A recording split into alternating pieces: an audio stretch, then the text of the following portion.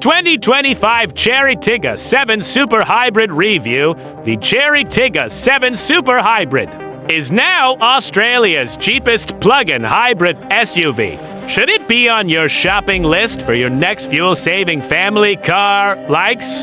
Very affordable for a PHEV. Nicely appointed interior. Major improvements to safety touch dislikes. Ride is rough. Road and wind noise are loud. No push-button start 2025 Chery Tiggo 7 Super Hybrid. The mid-sized SUV segment is absolutely flooded with options. From budget cars to luxury ones and everything in between.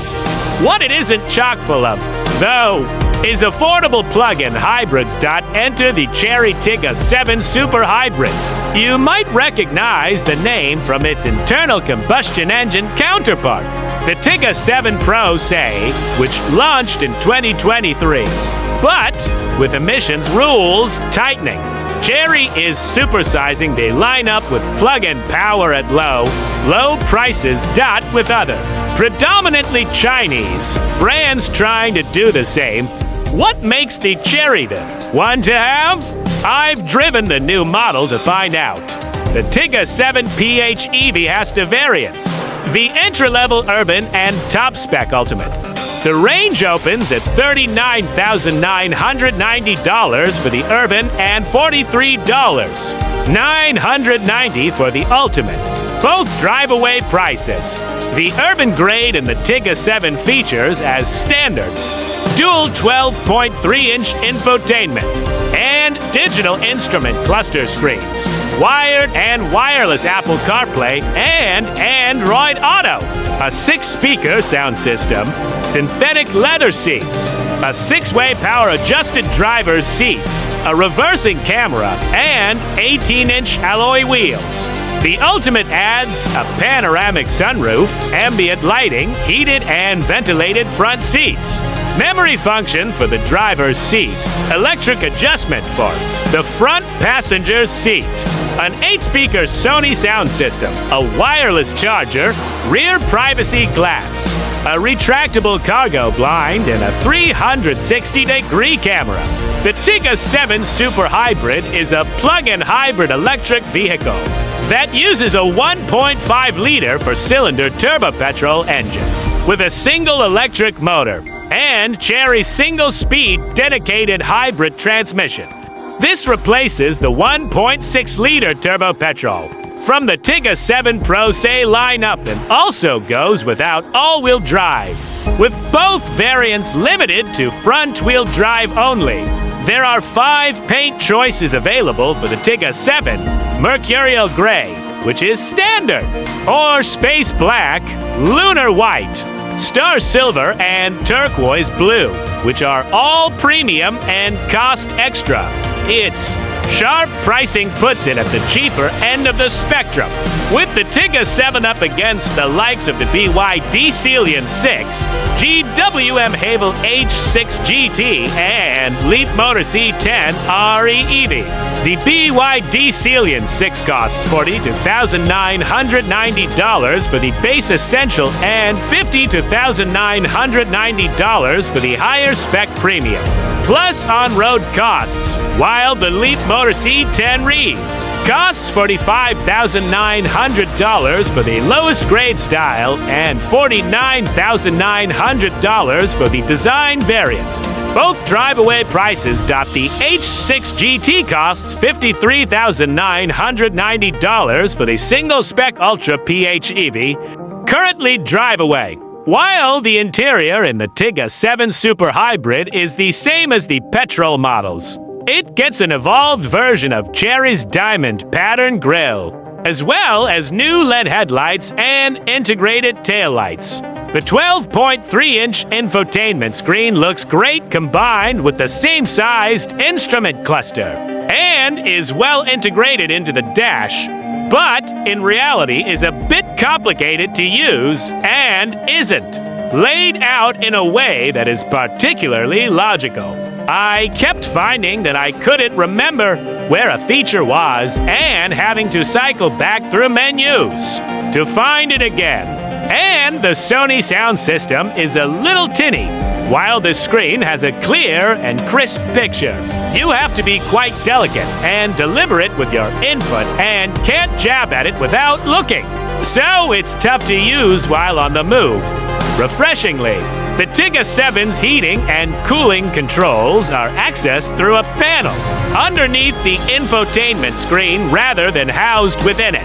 They are not physical buttons but touch sensitive and respond with the same careful input as the screen. What is frustrating, however, is that although they are separate from the screen, clicking one of the functions, such as fan speed, will still bring up the climate controls on the screen, taking over from whatever you had up before, such as navigation, and you have to swipe awkwardly to get rid of it. The drive mode selector on the center console, through which you can put them, car into Eco, Normal, or Sport, also does lag substantially. One really fun and useful feature is the voice assistant. By using the words "Hello, Chery," you can ask it to perform basic tasks for you, such as altering the climate controls or opening and closing the sunroof blind in ultimate variants. It picked my voice up easily and didn't get confused. But one letdown is the complicated way you have to start the Tiggo 7 Super Hybrid instead of a push button. The car is powered on by having your foot on the brake and putting it into gear. And it will only work if your seat belt is buckled. There's an off button within the infotainment screen as a backup if needed. Many car makers are starting to do this now, and it just feels like innovation for the sake of it. You should just be able to get into a car and easily figure out how to start it and drive away. It's just complicated and unnecessary. The synthetic leather used in the Tiggo 7 is the same whether you go for the Urban or Ultimate, and feels nice and soft to the touch, as well as comfortable to sit in up front. There aren't too many harsh plastics to be found. The synthetic leather and contrast stitching help it punch above its weight. And for the money, it is quite well appointed. The Fox leather looks easy to clean and seems like it would wear well over time. And the carbon look cut out in the dash is a nice contrast dot in the second row. The quality remains the same, but the seats are more bench-like and are quite hard. On the back, good for fitting child seats in, but perhaps not ideal for adults or older children on long journeys. The rear windows are also supposed to be tinted, but it's barely perceptible and wouldn't do much to protect little ones.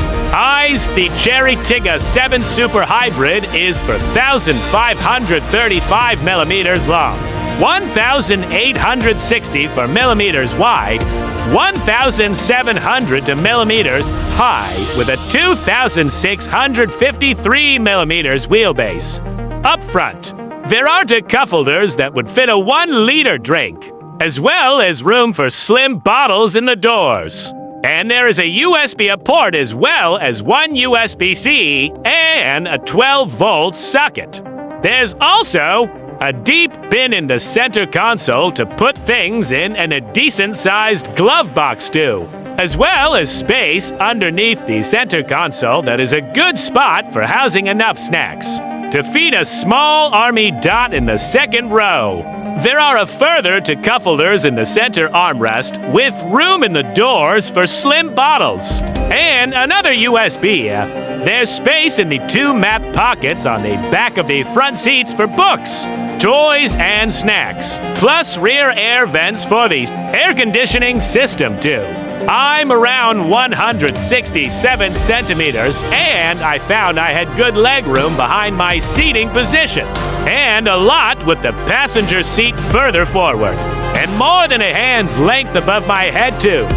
There are ISO FIX anchors on the outboard, seats, and 3 top tether points across the seat backs. Unfortunately, a relatively low roofline makes it easy to bang your head on the top of the door frame, and means you'd have to hunch over to get kids in or out of car seats.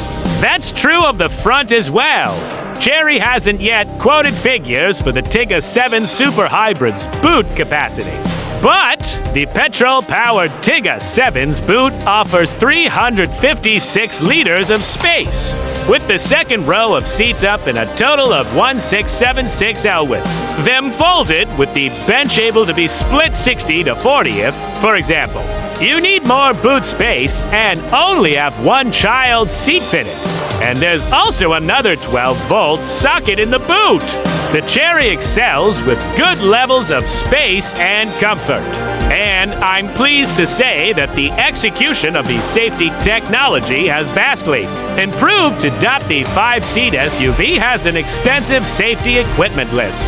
There's no difference between the Urban and Ultimate grades, except for the former getting a reverse camera, compared to the latter's 360-degree surround view monitor, front parking sensors, and manual child seat safety locks on the rear doors.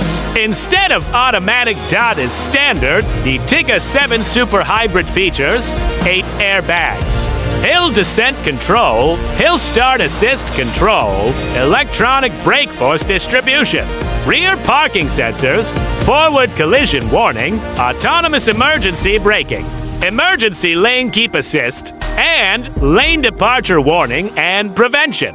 There's also traffic jam assist, blind spot detection, lane change assist, rear cross traffic, alert and braking, front and rear collision warning, speed limit information function and control assist, and driver monitoring, to name but a few. The advanced driver assistance systems worked as they should, with things like the lane departure warning and lane keep assist gently chimming when needed, and nudging you back to the middle of the lane if you strayed out of it, rather than violently grabbing you and sounding aggressive alarms constantly, as has previously been the case in other Chery models. The driver attention monitor's performance was perhaps the most noticeable improvement. Where previously alarms and visual warnings would go off if you so much as blinked or looked at the rearview mirror, it was triggered only once or twice in hours of driving, and only when looking at the infotainment screen for too long. It is honestly night and day between how overbearing the technology was and what it now is, with Chery telling Drive its engineers have worked hard to fine-tune it to better respond to Australian roads and local driver behavior. The existing non-hybrid assisted Tiggo 7 Pro was tested by ANCAP in 2023, and 5 stars were given for all variants.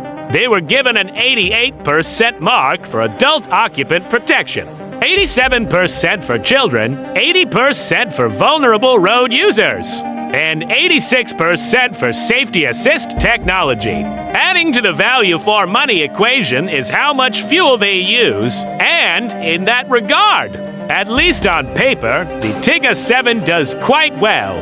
Chery claims the Tiggo 7 Super Hybrid sips just 1 point for liters per 100 kilometers of fuel combined NEDC on our drive from Sydney and through the Hunter Valley, which comprised freeway driving and windy country roads.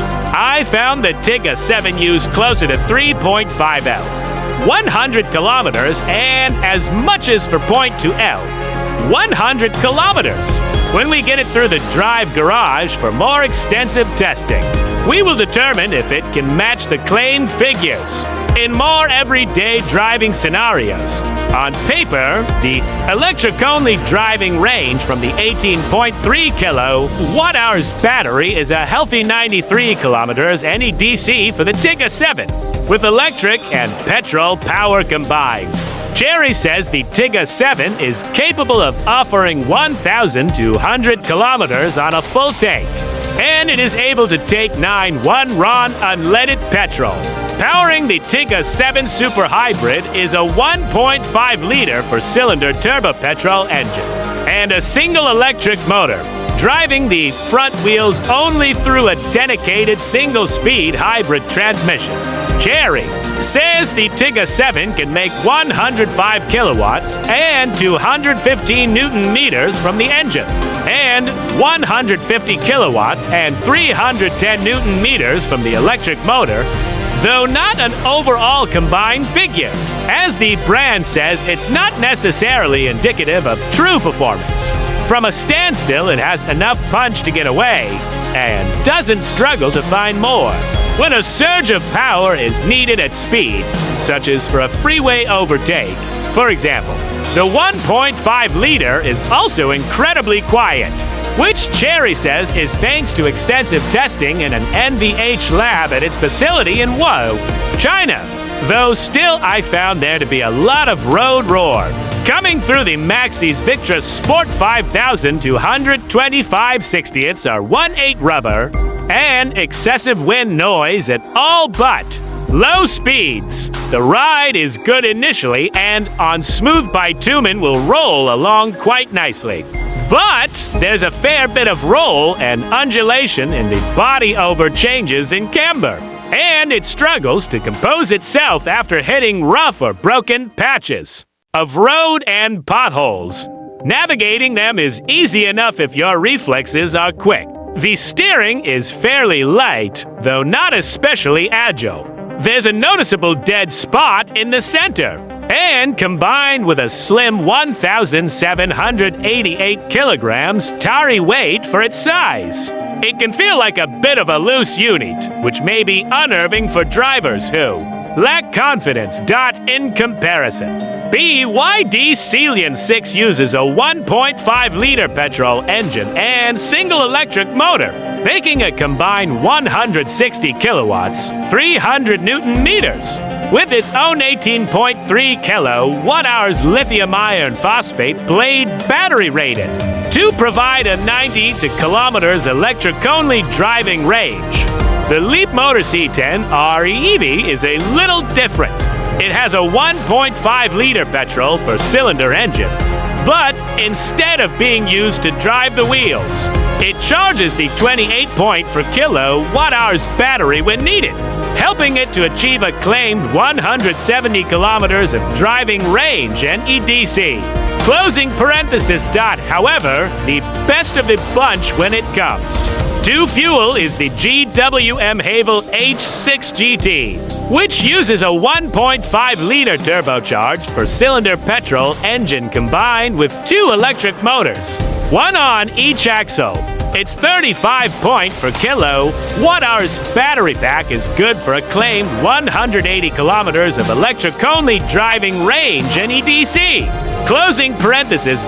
Combine a decent fuel economy with an electric-only driving range that will easily accommodate most daily commutes and a sub $40,000 starting price. And the Tiggo 7 has enough going for it to seriously ruffle the feathers of its rivals. And it has a 7-year warranty, 7 years of capped price servicing, and 7 years of roadside assist on its side too, for a medium SUV.